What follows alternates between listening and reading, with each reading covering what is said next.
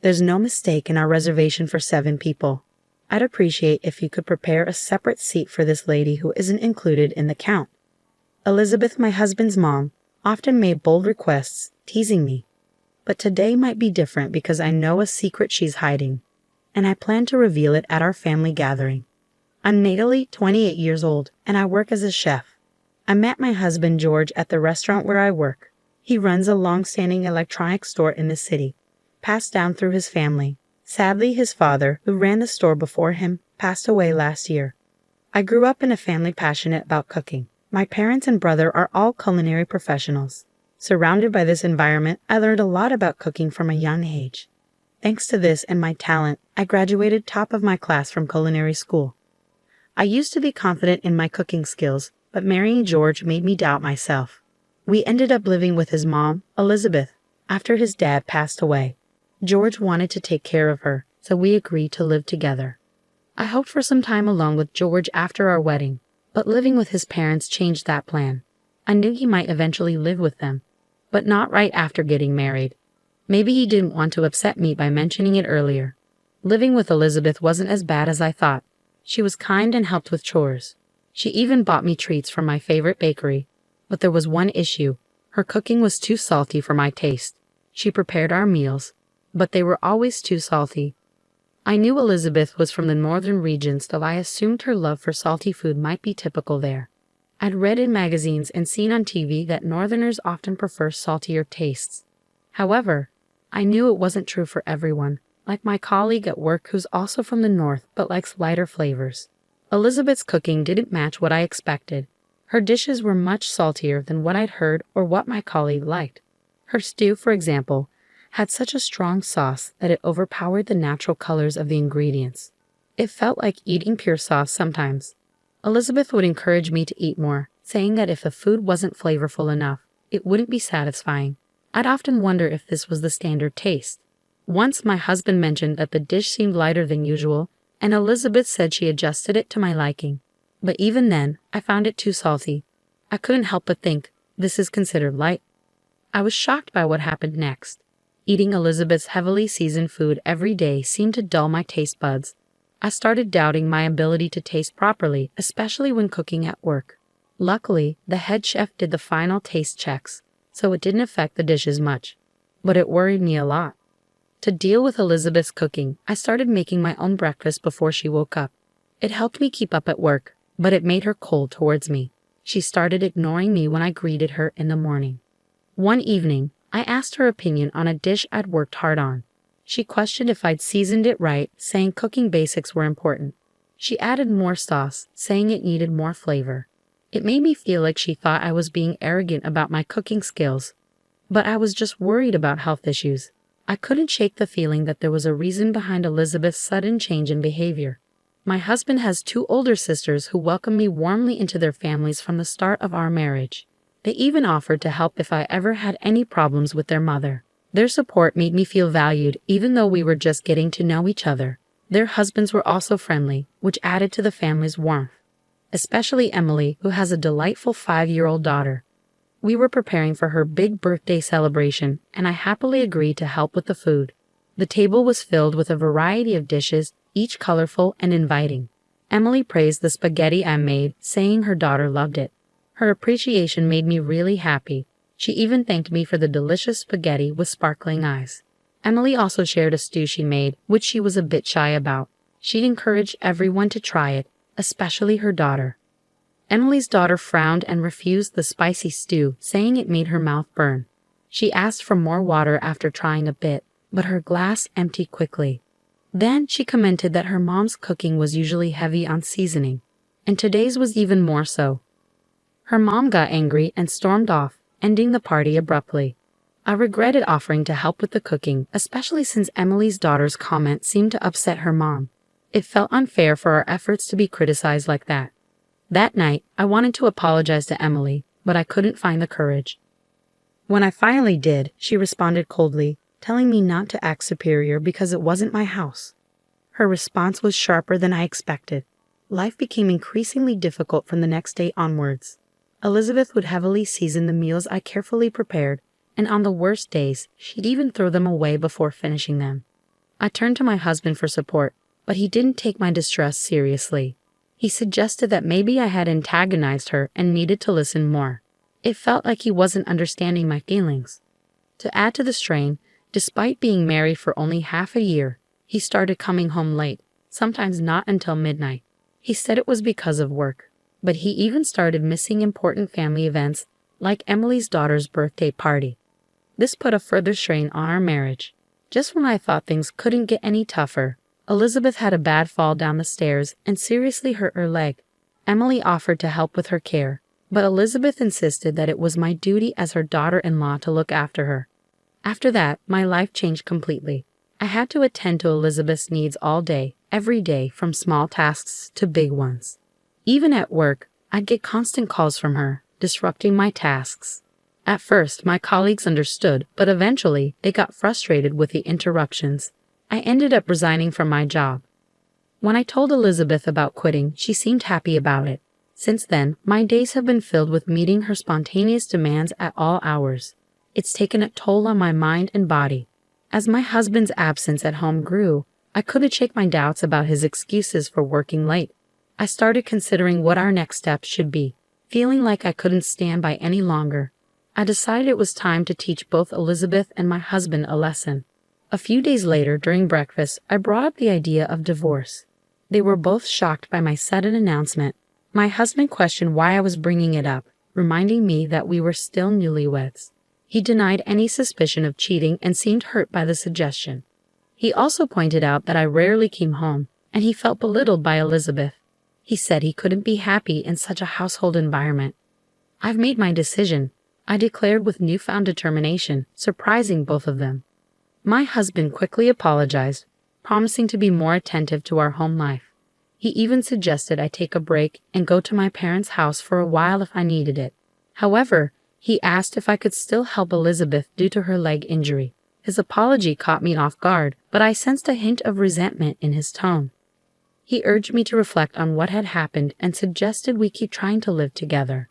He hoped our feelings might change and things could improve. I replied tersely, saying I would think about it. Their smug smiles revealed their shared bond as family. The atmosphere at home improved briefly with my husband coming home earlier, but it didn't last. He started staying out late again, and Elizabeth returned to her cold behavior. Despite her injury, she frequently left the house. When I questioned her actions, I uncovered a shocking truth. My phone rang incessantly one day, with calls from my husband and Elizabeth. They demanded to know why I had left Elizabeth alone. I explained that I was at my parents' house, as we had agreed it would be temporary. But something had gone wrong. Amidst the commotion, I heard Elizabeth's voice in the background. "I won't go back to that house. From now on, all communication should go through lawyers," I stated calmly before hanging up. For the next few days, I enjoyed the peace of my parents' home. They cooked my favorite meals, and I felt grateful for each one. In return, I cooked for them, and when my mother praised my cooking, tears of happiness filled my eyes. During this peaceful time, I got an unexpected message from someone I didn't want to hear from, Elizabeth. She apologized for her past actions and invited me to her upcoming birthday party. I didn't want to go, but the party was at a renowned restaurant, a rare luxury. I decided to attend and convey my intentions. Elizabeth was happier than I expected and shared the details. The day of the party arrived, and the venue was an upscale restaurant near the station. It had become popular among food enthusiasts because of a new chef trained in France. His dishes were acclaimed as authentically French, earning rave reviews from gourmets in the city. Upon arriving at the main entrance of the restaurant, I observed George and Elizabeth awaiting my arrival with what appeared to be a smug expression.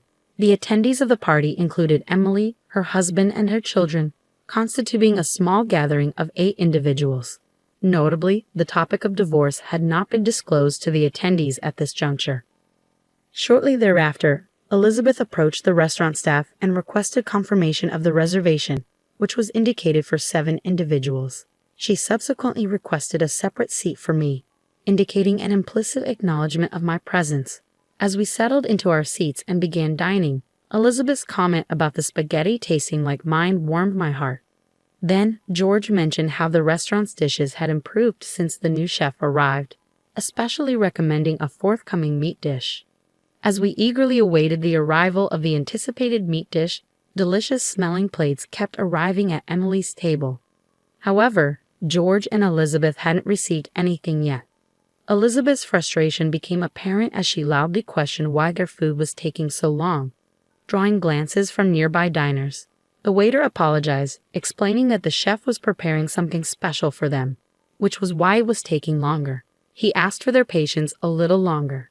Despite Elizabeth's annoyance, there was a flicker of satisfaction on her face, knowing they were receiving special treatment. Soon, footsteps from the kitchen caught their attention. Their expressions froze in surprise as I emerged, dressed in a chef's hat and apron. "Natalie, why are you dressed like that?" Elizabeth questioned, while Emily and her husband seemed to enjoy the surprise. I smiled gently and placed the specially arranged dishes before them. "I've prepared a special menu just for the two of you," I announced as I placed the dishes before Elizabeth and George. Elizabeth's plate held a beautiful black lump adorned with a rich sauce, which I further enhanced with a topping. Seeing Elizabeth's surprised expression brought me satisfaction. For George, I presented a dish adorned with various delicacies, each shining brightly. I also provided a special sauce for him to try. Emily's daughter laughed cheerfully, appearing surprised yet intrigued by the unique service. However, George and Elizabeth reacted with anger. "This is unbelievable. I've never seen such inappropriate service. Call the manager," George demanded. I calmly replied, "I'm the person in charge here. Is there a problem?" Elizabeth joined in, accusing me of allowing disrespectful service and threatening to sue. "Feel free, but we're also considering legal action for the disruption you've caused," I responded firmly. "How dare you?" Elizabeth exclaimed in disbelief. It turned out that they were frequent visitors to the restaurant and were known for their demanding behavior and constant complaints. The staff had already viewed them as problematic customers until now. "Considering our familiar relationship, we've treated you with leniency. But now that Natalie has chosen to distance herself from you too, we will treat you impartially. Is that okay, Natalie?" the person in charge, who turned out to be my brother Peter, asked me. "Of course," I replied. Peter, Elizabeth, and George were utterly stunned to realize that the person in charge of the renowned restaurant was my brother. In reality, the restaurant's success was a result of Peter's diligent management and hard work. They had not been informed of this fact. Despite not attending our wedding due to work commitments, Peter had sent a generous gift. He had never spoken with Elizabeth or George before, but he remembered their faces from pictures he had received from family gatherings he couldn't attend. "I couldn't go to the wedding, so I wanted to say hi when you came to visit, but every time you guys seemed too busy with your friends," Elizabeth told George and Emily. They looked surprised. "We didn't know. Can you tell us more?" Emily asked, trying to sound happy, but her eyes showed she was serious. "We actually came here to eat with some store owners from the town's market. It's popular now to eat at these new restaurants," George explained. Just then, a waiter came up. "You forgot this last time you were here," he said, handing Elizabeth a shiny earring. "You often eat here with guys who wear earrings. Isn't that risky?" I was surprised by Emily's question but laughed. "Well, it's not exactly like that. He's secretly dating a woman who works at the flower shop across the street." George looked shocked. "How did you find out?" "A few weeks ago, I felt suspicious and hired a detective. They took photos of him having dinner with her here and even going into a hotel together. To be honest, I don't think it was a good idea for you to marry her. I'm planning to get a divorce. Just be ready for that," George said, speaking openly about divorce for the first time. For me, it wasn't a surprise. I had expected it. Just remember to pay the alimony. "Don't worry. I recently made a big business deal, so I'm financially stable now. I'll happily pay all the alimony," George assured. That reassured me. "Now about you, Elizabeth." Elizabeth, who had been listening quietly, suddenly spoke up. She was a regular at this fancy restaurant and known by the staff. "What do you want from me? Since my husband passed away, I don't think anyone can criticize me." But I knew something she didn't. "Actually, I had a detective look into your secrets too. Turns out, you've been in a secret relationship for 5 years. But wait, didn't your husband just pass away a year ago? What's going on?" Emily and her siblings were furious and disappointed. Their father had meant a lot to them, so this news was hard to take. I was surprised too, but when I asked the detective how he knew so much about Elizabeth, I found out that her father had hired the same detective agency before. You deceived him for so long, even while he was still alive. And George, even when you were with Natalie, you were seeing another woman. How could you? Emily and her siblings were furious and disappointed. Their father meant a lot to them, so this news was really tough to handle. The tense atmosphere at our table caught the attention of other diners. We promised to talk about it more at home and ended the dinner. As I left, I thanked the restaurant staff and Peter. A few days later, under Emily and her siblings' stern gaze, George and I started the formal divorce process. Now I'm free. I won't regret anything, no matter what, George said confidently. I never expected this. Even after I told you about my bad leg, I didn't think you'd treat me like this, Elizabeth said, surprised. Her leg had actually healed already, but she had pretended to be in pain to seem better than me. It shocked me again. From now on, both she and my husband will be strangers to me. Even though our marriage ended quickly, I have no regrets. A few days later, when I checked my bank account, I was surprised to find that both my husband's and his mistress's alimony payments had been deposited at the same time. It seemed like my husband covered her share too. With this knowledge, I could finally see them as completely out of my life. Then some interesting news came about my husband and his mistress. He had gotten into debt to pay the big alimony. But soon after we divorced, she dumped him easily. Emily told me that the woman is known in the area for going after married men. After what happened at the restaurant, Peter told us that regular customers were tired of George and Elizabeth's behavior, and they were happy we stood up to them. After that, the restaurant banned them from coming in. Their dishonesty became known in the community. A big contract my husband was bragging about got canceled. His electronics store relied on trust from the locals. But now that trust is gone, running it will be hard. Elizabeth's life got tough too. She was left by her longtime lover, and medical tests showed her unhealthy lifestyle was hurting her health. Her health problems were her own doing, so she didn't get much sympathy. Luckily, I got to go back to the Western-style restaurant where I used to work. Even though they knew about my past, the staff and bosses welcomed me warmly. Emily and her family, including the spaghetti lady, kept coming to the restaurant, which meant a lot to me. They had cut off all ties with George and Elizabeth. Their betrayal, especially after their dad passed away and the truth came out, hurt them deeply and seemed hard to get over. Cooking brings me so much joy. Those moments when I'm happy in the kitchen are the ones I treasure the most. It makes me feel truly blessed.